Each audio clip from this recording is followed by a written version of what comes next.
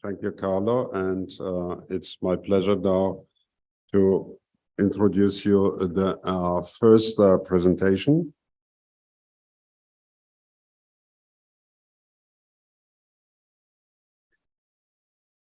And we shall start with a question, a little bit more difficult than the first one.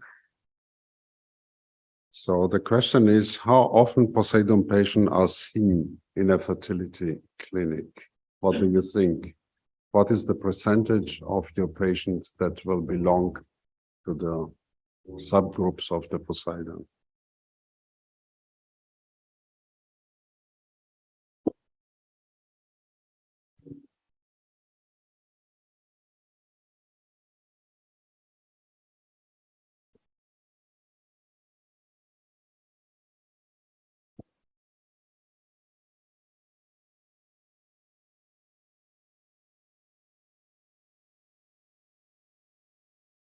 Okay, so 1/4 of you had the right answer.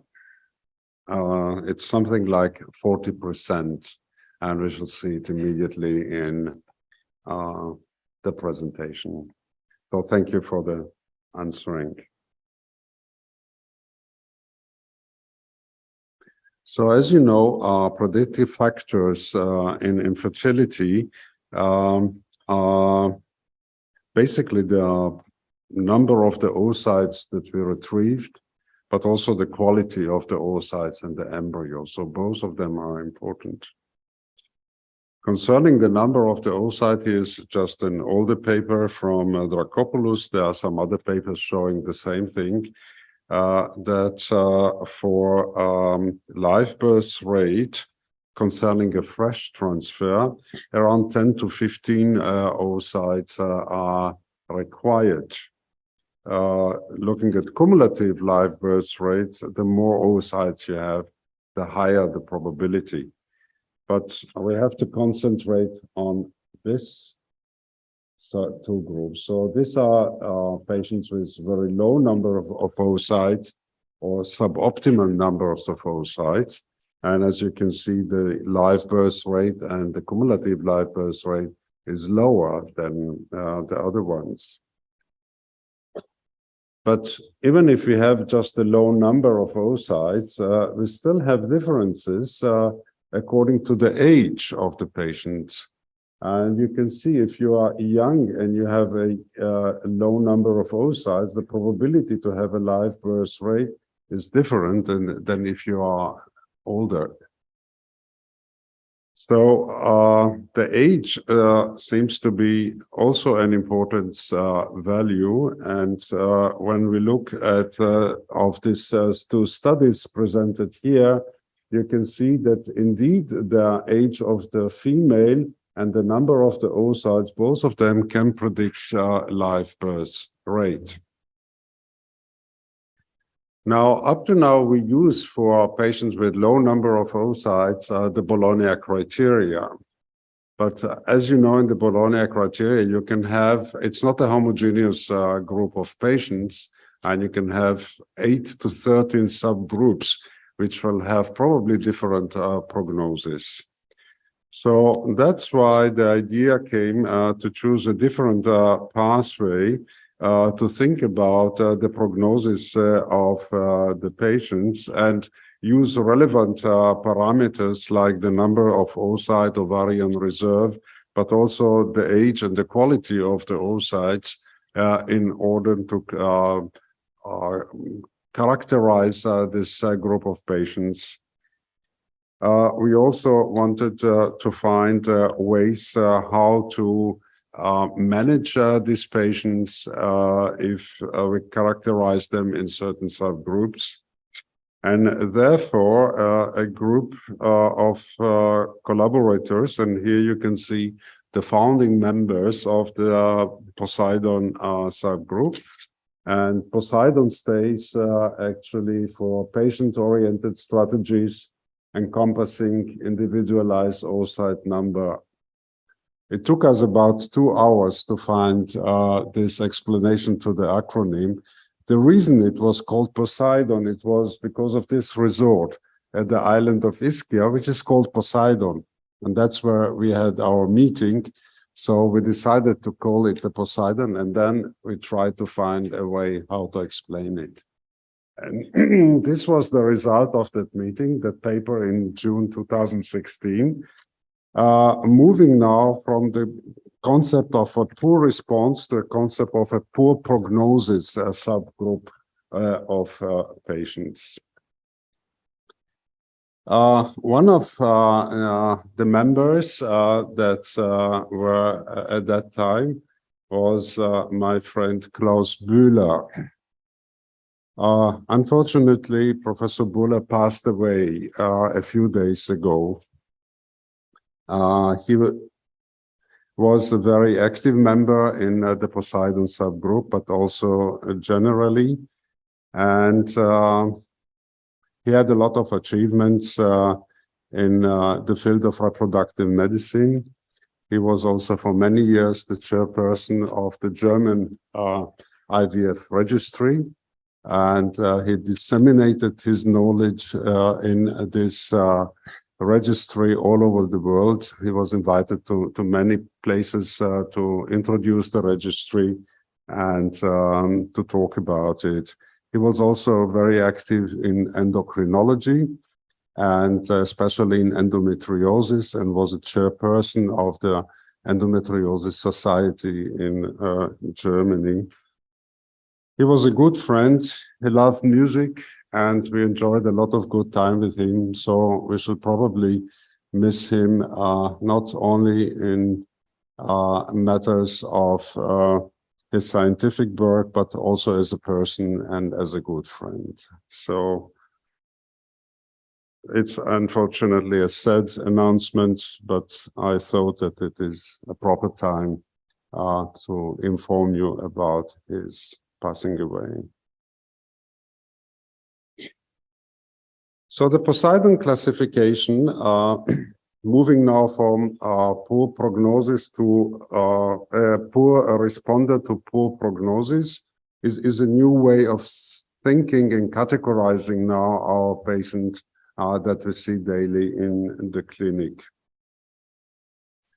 So we need markers in order to categorize our patients.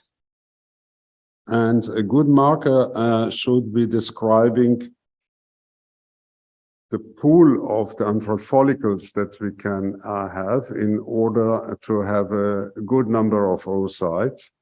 But a good marker should also correctly predict the quality of the oocyte and predict the live birth rate.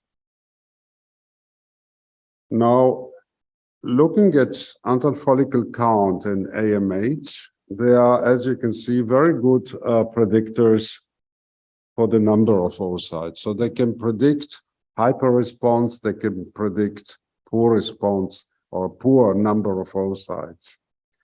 But when we look at the prediction of live birth rate, as you can see from the ROC curve, it's not a very good predictor, because AMH and AFC are markers for quantity, for number, but not for the quality of the oocytes.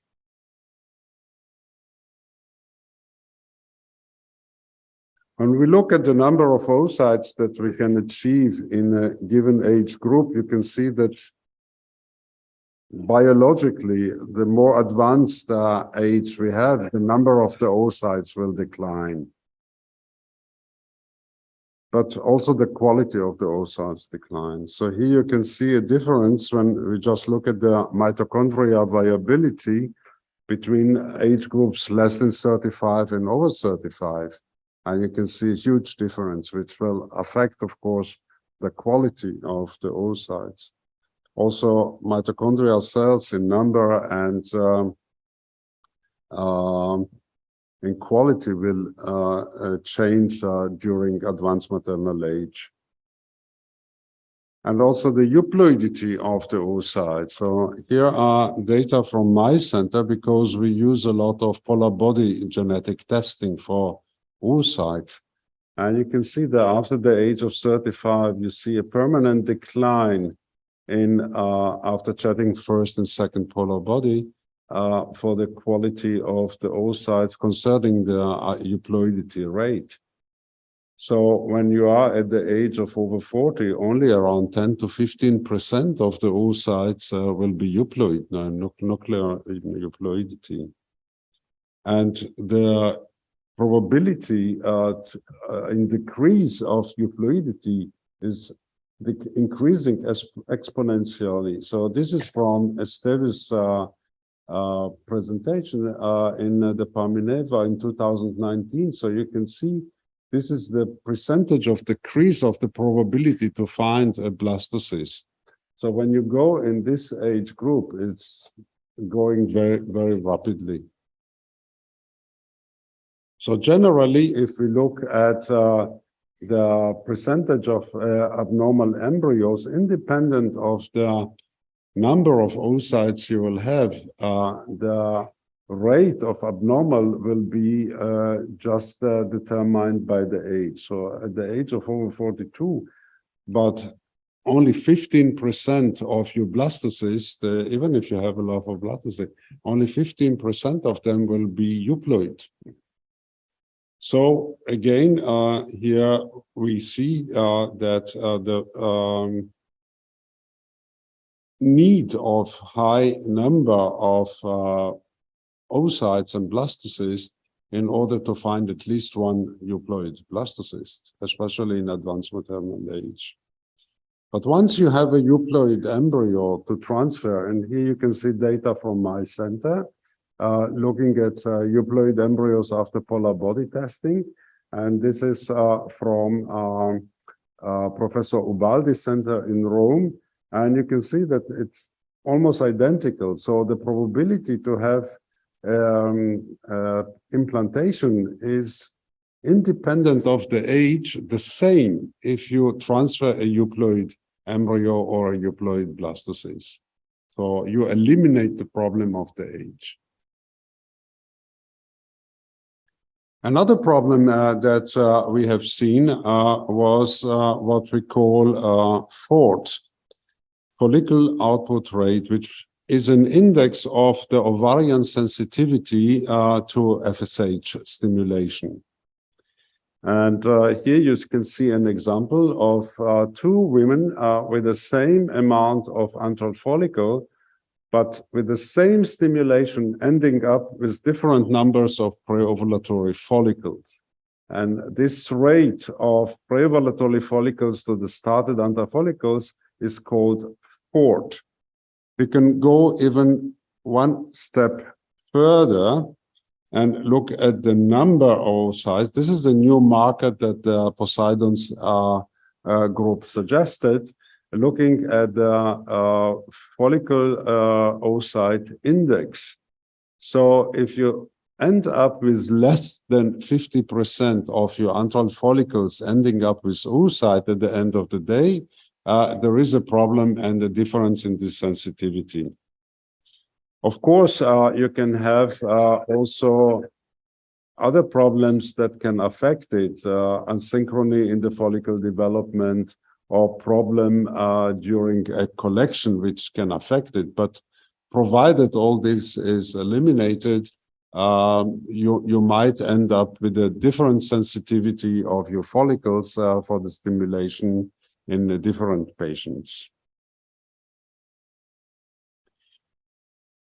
One of the main reasons for this difference of sensitivity is differences in the polymorphisms of the receptors. And the most studied one is the serine 680 FSH receptor. And it happens, at least in Europe, in about 20 to 25% of the population. I think in a study that was done here in the Asia-Pacific area, is about 15% of the population will have this kind of FSH receptor. So these patients will need a much higher stimulation with FSH in order to reach the same amount of mature follicles in oocytes, but also the addition of LH. And the other subgroup that might be of interest is the LH beta variant. And this group, and Carlo did one of the largest studies on this group, you can see that the homozygote will need much more stimulation with the FSH and addition of LH in order to overcome this polymorphism of the LH molecule. When we look at patients that we call hypo-responders, so these are patients who will have a low FORT or a low FOI, we see that about 60% of them will actually have this serine-serine homozygote FSH receptor problem. Also, some LH receptors have been shown to have a difference in the reaction of the ovary to the same stimulation protocol. These are less studied and there is not enough evidence yet, but the LH receptor 291 or 312 has been shown that they do have an effect on the outcome of the stimulation concerning the number of the oocytes, but also concerning the amount of gonadotropins which is needed for the stimulation.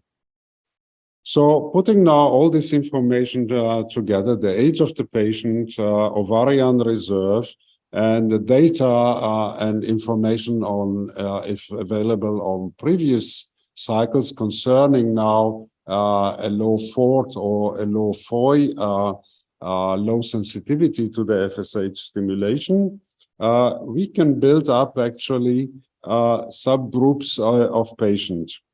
So joining now the age, which will tell us something about the quality of the oocyte, and the ovarian reserve about the quantity, we see two groups actually, good ovarian reserve and poor ovarian reserve. And with this pool of good and poor ovarian reserve, we have again two subgroups now according to the age, young patient and older patients. So we end up with four groups having these two parameters in question. And here you can see now the four groups. Group 1 is less than 35 years old, good ovarian reserve, ending up with an unexpected low number of oocytes or a suboptimal number of oocytes. Group 2 is the same like group 1, only they are advanced maternal age, over 35. Group 3 and group 4 have a low ovarian reserve, so expected to have a low number of oocytes, and again, the difference of the age.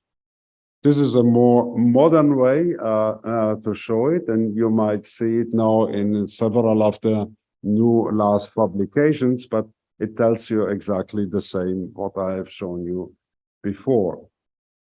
The reason why we have chosen the age of 35 is because at that point, there is a difference, starting a decrease in the euploidity rate of the oocytes.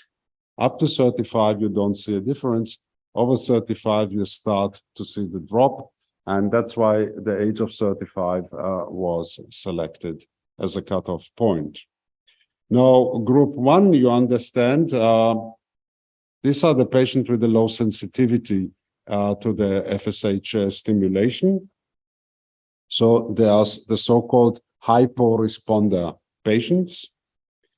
Group 2 are also hyporesponder patients, exactly like group 1. They have only an additional problem because of the age and the low probability to find a euploid embryo. And group 3 and group 4 are actually what we see in the Bologna, most of the Bologna criteria subgroups will fall into these two subgroups. And again, the difference with the age 35, younger or older than that. Now, there has been a validation of these subgroups, and Sandro Esteves was one of our friends who did most of the work in doing the validation. Looking now at in 3 different areas in the world, in Brazil, in Turkey, and in Vietnam, we found that around 43% in general will fall into the subgroup of the POSEIDON patients that we see in the clinic. And you can see the differences. Most of the patients will fall in group 1 and group 2, about 15% group 4. The smallest group is actually group 3, which are the young patients with a low ovarian reserve. And it was also tested to see if it was accurate to use AMH and AFC as ovarian reserve.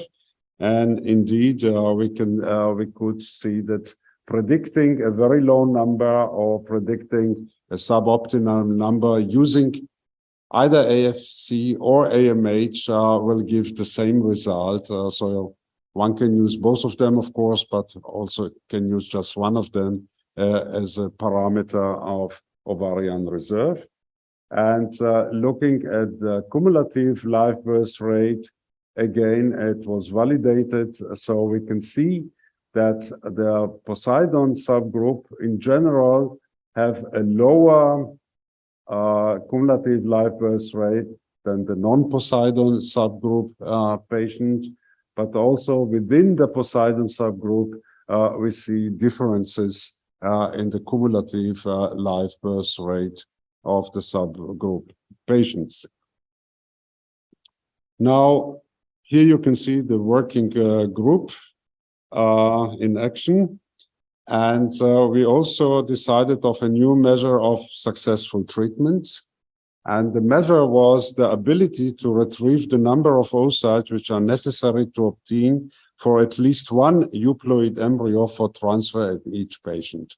So this was the target of a stimulation protocol. And in order to help us to calculate that, we also have developed this calculator, which you can find on the website of the POSEIDON group. So you are welcome to go there, and you can join the website, and you can use the calculator, which implements a lot of data about your patient, the female, the male, and will calculate you in a given person, according to all the information inserted, the optimal number of oocytes that you should aim for in order to find at least 1 euploid blastocyst. And this is a very important tool because you can also explain this to the patient, why you might need maybe more treatments, especially if you have a low ovarian reserve, and also will help you to discuss with the patient further actions in proceeding cycles. And there was also a validation of this calculator, and you can find the validation on this paper if you want to look a little bit more in details. Now, because of the time, I cannot go into too much details. So how do we work with this instrument of the POSEIDON criteria? Well, we start with a patient with the ovarian markers to see if it's normal or abnormal ovarian reserve. So if it is abnormal, we look which age is the patient, and then we categorize them in groups 3 or group 4.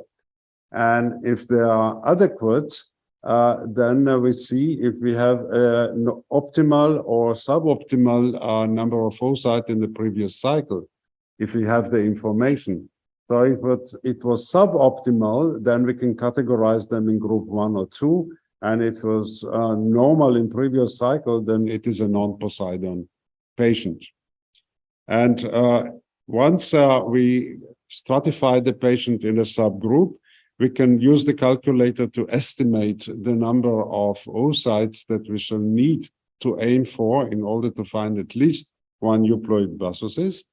And then we shall discuss with the patient what are the management, and we shall talk in the next presentations on the management of the subgroups to explain to the patient what are the steps that she will need to take.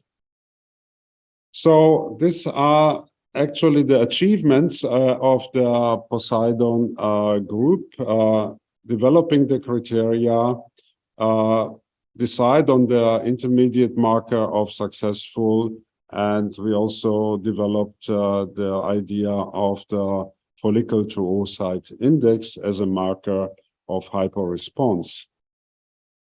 So for the clinicians, it's a helpful tool to classify the patient and to discuss treatment-oriented strategies with the patient. For the patient is also helpful because they can better understand what's happening and what kind of treatments or how many treatments they will need and to combine them with the continuing treatment. And for research, it helps to have a more homogeneous subgroup of patients in order to research in the subgroups and to see what of clinical managements are helpful and what are not helpful.